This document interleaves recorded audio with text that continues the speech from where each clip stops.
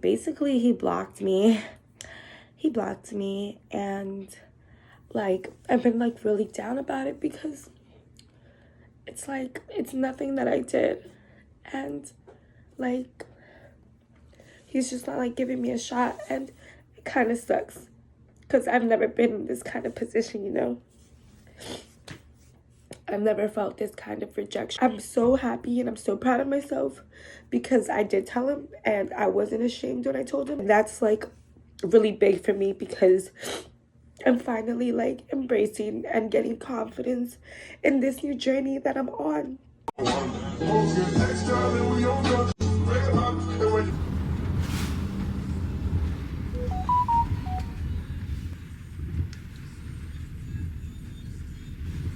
I'm gonna like just record some stuff. Like I'm gonna be talking, so don't like it's no not problem. Yeah. Okay.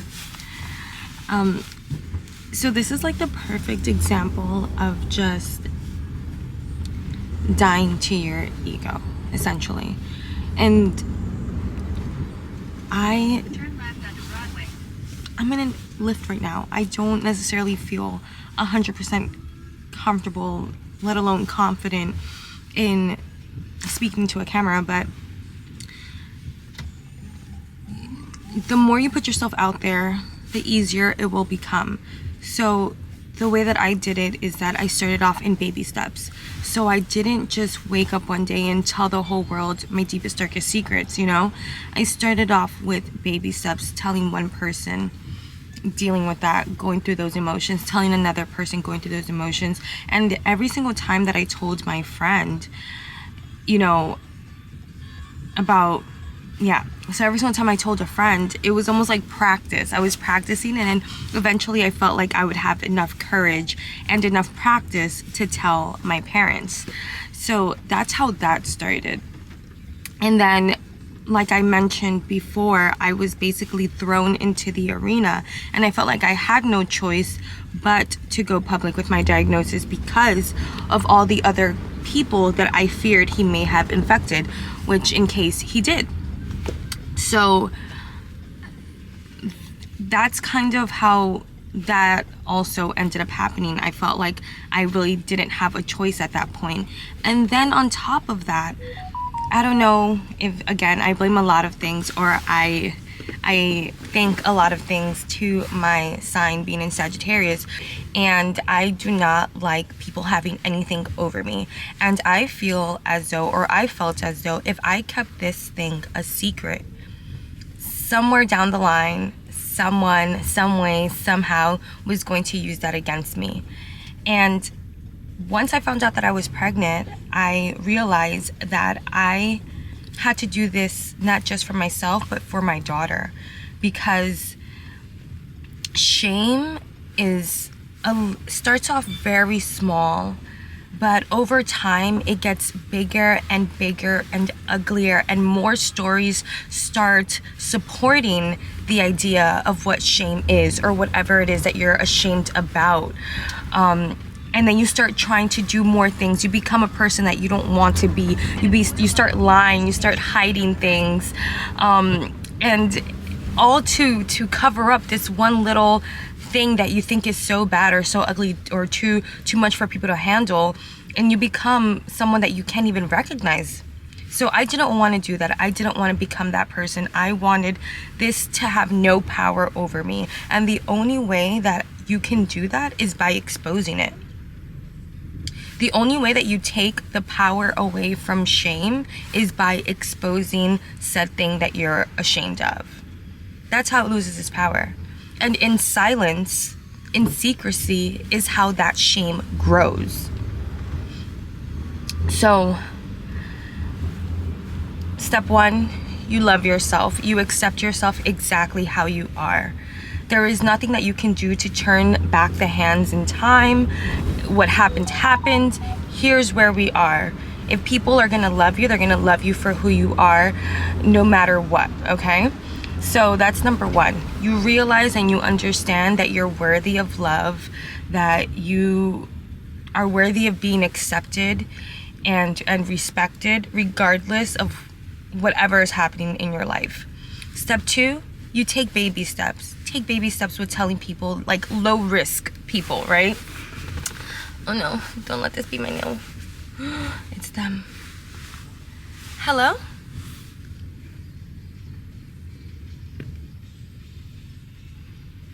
Yeah, I'm 1 minute away. I'm crossing Queens Boulevard. Yeah, but I'm in the car, so there's like a little bit of traffic. Okay, bye-bye. Right, so you start practicing baby steps. Tell low-risk people, tell your close friends. Obviously, start by telling the people that you're sleeping with. That's number one, first and foremost, you know. And that's probably one of the hardest ones to tell, but you have to say it. You have to tell them, right? Low-risk people, then practice telling people that you care about their opinions a little bit more and a little bit more. And then you don't have to go my route. You don't have to go and tell the world, but you can start putting yourself out there, starting to date, starting to, you know, get your needs fulfilled, essentially, which for me, it was companionship. I realized and I accepted very early on that my diagnosis was not going to impact my chances at finding love. And of course, maybe that's like something unrealistic to think, because in fact it did impact it, but in the best way possible, right?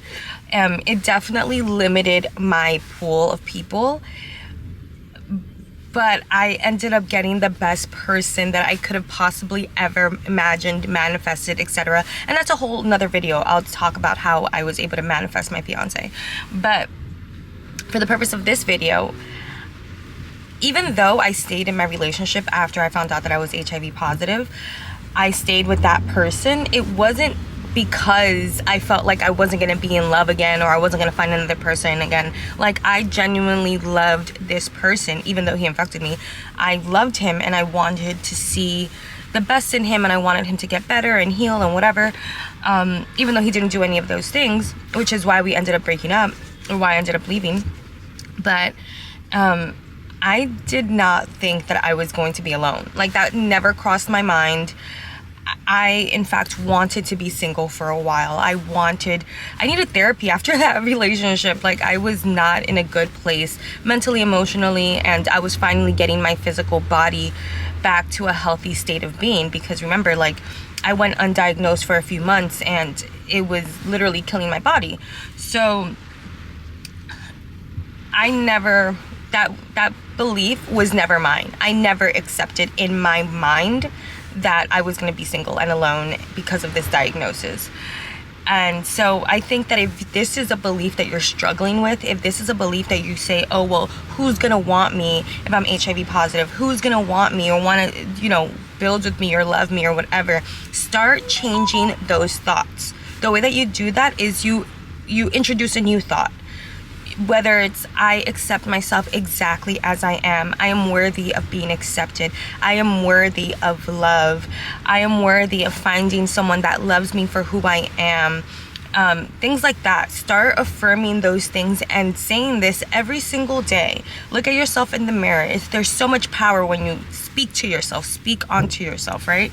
So start by doing those small affirmations until you actually believe it. And once you believe it, it will be your reality. Anyway, I'm here at my nail appointment. Thank you so much for everything. Share and mwah. And thank you too.